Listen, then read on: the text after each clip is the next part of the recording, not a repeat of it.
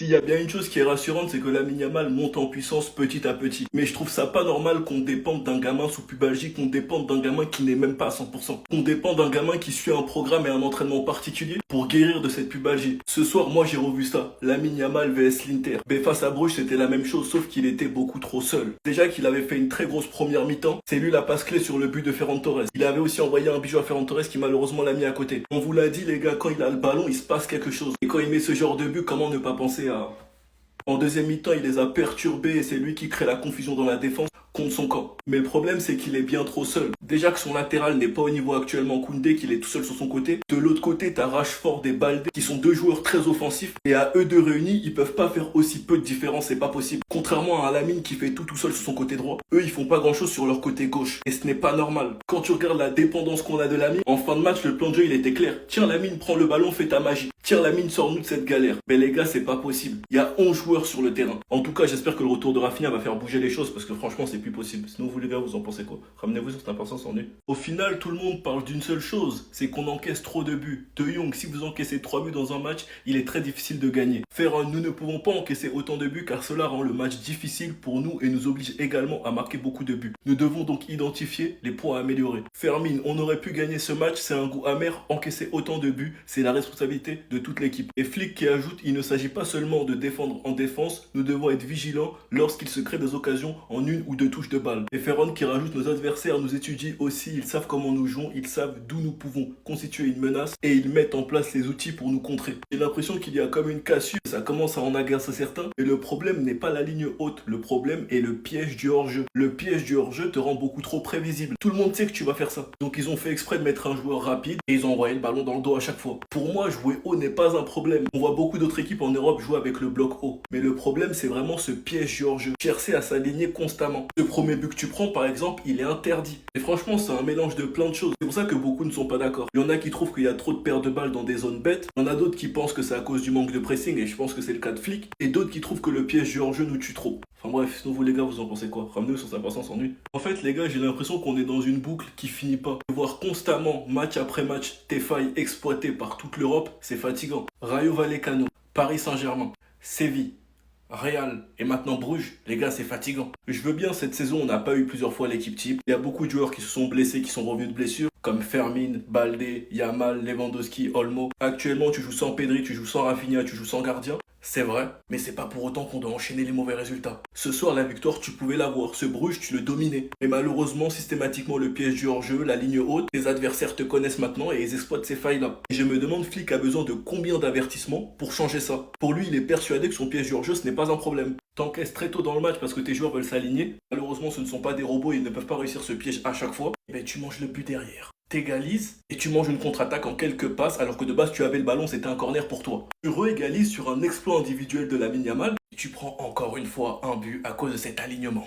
Heureusement qu'on a eu un grand Yamal ce soir qui nous permet d'arracher le match nul. Et franchement, ça fait plaisir pour la suite de voir Yamal et Fermin à ce niveau-là. En attendant, tu perds des points en LDC et tu perds des points en championnat. Tout ça parce que tu veux pas te remettre en question sur ton piège du hors-jeu. Enfin bref, sinon vous les gars, vous en pensez quoi? Ramenez-vous sur cette impatience en nu. Je vais vous dire clairement, sans Lamine Yamal aujourd'hui, on se fait tabasser par Bruges. Le Yamal que j'ai vu aujourd'hui, c'est celui de l'Inter.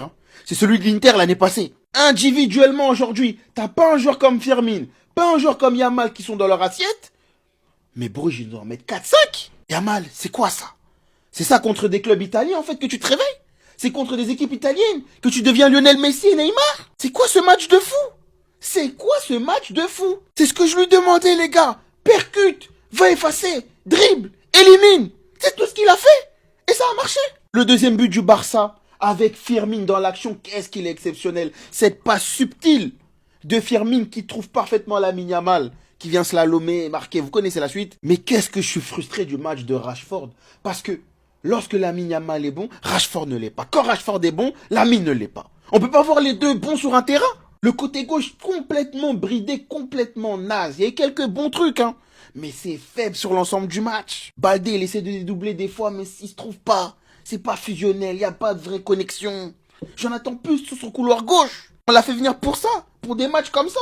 Parce que Rafinha, contrairement à Rafinha, t'es censé être meilleur dans les petits espaces. Eh bah, ce que je vois, c'est que Rashford, c'est un joueur d'espace aussi. C'est un joueur, il a besoin de profondeur pour accélérer, voilà. C'est un appel à l'aide que je demande. Ferran Torres, t'as pas le droit de rater ça. Là, potentiellement, tu viens de nous tuer le top 8. Le prochain match est Chelsea à Stamford Bridge. Comment tu rates ça? Comment tu rates ça, Ferran Torres? T'as marqué le premier but du Barça, oui. En même temps, tu me dis, tu peux pas rater ce que Fermin t'a donné. Et t'es en confiance. Ferran, autant des fois il me surprend, mais des fois sur des trucs simples, il échoue. Voilà ce que le piège du hors-jeu nous a coûté. 1, 2, 3 buts. 3 buts à cause de l'alignement. Hansi Flick, qu'est-ce qu'il fout? Qu'est-ce qu'il voit que nous on voit pas? À un moment donné, j'en veux plus à mes joueurs, les gars. Ils montrent les signes de fatigue. Ils montrent les signes qu'ils en peuvent plus de cette putain de ligne. Koundé dans l'alignement sur le premier but, c'est lui qui est responsable. Il a du mal à revenir s'aligner. Cette action, les joueurs du Barça, ils s'oublient complètement. Au-delà même de l'alignement, le placement des joueurs n'est plus bon. Ils sont plus concentrés sur le match. Ils n'arrivent plus à gérer, les gars. Entre le pressing qu'ils doivent faire constamment, le fait de bien s'aligner, c'est fatigant. Ils en peuvent plus. Moi, je vous le dis, les gars, il n'y a rien à attendre cette année. Ça va être une catastrophe parce qu'on a un entraîneur têtu qui ne veut rien changer dans cette équipe. Absolument rien. Lamine Yamal, juste avant le match face à Bruges, qui essaye de traiter sa pubalgie. Le bouc, il est même pas à 70%. Pourquoi Hansi Flick, il le fait jouer? Pourquoi Hansi Flick, il le met pas sur le banc? Est-ce qu'on est dépendant de Lamine Yamal? Eh bah oui, on est dépendant de Lamine Yamal. Et heureusement qu'Hansi Flick, il le fait jouer. Qu'est-ce qui se passerait s'il le faisait pas jouer? C'est ça la vraie question. Moi, j'ai revu ce mec-là, hein, et c'est la seule chose que j'ai envie de retenir de ce match. Il a parlé, il a dit rendez-vous 21h, il a répondu. La mauvaise nouvelle, c'est qu'il joue avec 10 caristes autour de lui. Les gars, c'est pas possible. Les gars, c'est pas possible d'avoir une défense comme ça. C'est pas possible d'encaisser des buts comme ça. J'ai l'impression qu'on joue R9 tous les week-ends. Aujourd'hui, c'était Forbes. Offensivement, c'est catastrophique, à part quand Yamal il touche la balle. Rashford, waouh, c'est dur. Moi, je me laisserai pas aveugler par tes statistiques, hein. Le contenu dans les matchs, il est waouh. Jules Koundé, waouh. Chesney, waouh. Ferran Torres, waouh. Casado, waouh. Les gars, c'est trop ce qu'on vient de voir. C'est une défense niveau district. Dites-vous, sur le troisième but de Forbes, on voit même pas la passe, on n'est même pas sur le direct. L'action, elle revient sur le direct. Forbes, il est dans la surface de réparation. Ouais, je sais pas quoi dire. Merci Yamal, et c'est tout. Dites-moi vous en pensez en commentaire, les gars, c'est pas vous abonner, vous êtes des bons, nous, on avance. Ah, c'est drôle, hein. Ça te fait rire, hein. Allez, tu montes toutes tes dents, hein. En fait, c'est qui s'est dit que c'est une bonne idée de sortir un mec de l'EHPAD pour jouer gardien de but au FC Barcelone? Hansi Flick, attention! On arrive sur toi, garçon.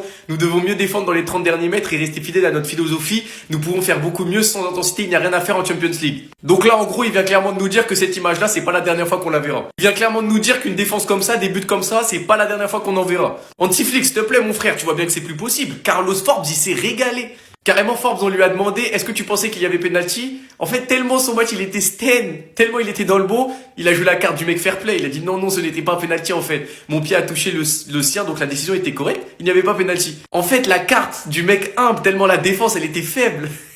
Non, les gars, c'est trop. Franchement, les gars, c'est trop. En plus, Eric Garcia, apparemment, il s'est cassé le nez. Enfin, bref, il y a rien qui va. Dans cette défense, il y a rien qui va. Et Hansi Flick, il compte pas changer, de ce que j'ai compris. Donc, vous en pensez en commentaire, les gars, c'est pas vous abonner, vous êtes des bons de nous, on avance. Le problème du Barça, ce sera toujours ça. Tonton Flick, tu peux mettre n'importe qui en défense. Sangoku, Vegeta, les Avengers, Van Dyke Prime, ce sera toujours la même chose, tonton. Oh, s'il te plaît. Avant de parler de la défense, on va parler de ces situations. Ça faisait 3-2 à ce moment-là, on était à la 70e, accélération de Forbes qui avait déjà mis un doublé pendant le match, et le mec il arrive, il tape sur le pied de Baldé en pleine course, on le voit très bien là qui tape sur le pied de Baldé, et monsieur commence à se laisser tomber, et monsieur commence à réclamer la faute. Mais relève-toi frère, y a rien du tout. Revenons-en au problème, la défense. Mais les gars, c'est même pas la défense en vrai, je vous ai menti, j'ai juste dit ça pour que vous restiez sur la vidéo. Le problème, c'est ce système les gars. Vous pouvez mettre n'importe qui, ce sera toujours la même chose. Les consignes avec cette règle du hors-jeu, elles ne marchent plus les gars. Parce que les joueurs, ils ont compris comment anticiper ce système. Ils savent comment se placer. Ils savent comment casser ce positionnement. Regardez encore une fois, Forbes, avant ce match, qui le connaissait? Dites-moi qui le connaissait. Le mec, il te casse le système du hors-jeu comme si de rien. Et voilà qu'il déroule, qu'il accélère parce qu'il y a personne sur lui, c'est normal. Et il envoie une passe, tranquillement. But pour Bruges et on s'est pris 40 000 buts comme ça ce soir. Même Eric Garcia le dit à la fin en interview. Le Barça a encaissé 15 buts sur ses 9 derniers matchs. Le clean sheet n'existe même plus dans ce club. Au bout d'un moment, les gars, il faut se poser les bonnes questions. Si on n'est pas capable de faire du pressing haut comme la saison dernière parce qu'on est trop cramé, je veux bien l'entendre. Mais pourquoi est-ce qu'on est obligé de défendre haut si on ne fait pas du pressing haut? Il y a un truc qui marche pas dans l'équation, tu vois. Je sais que moins et moins, ça fait plus. Mais là, un match de foot, c'est pas des mathématiques. Moins et moins, ça fait 0, les gars. Ça fait 0. Zéro. On est nul. On pue la merde. On va jamais gagner cette Ligue des Champions cette année.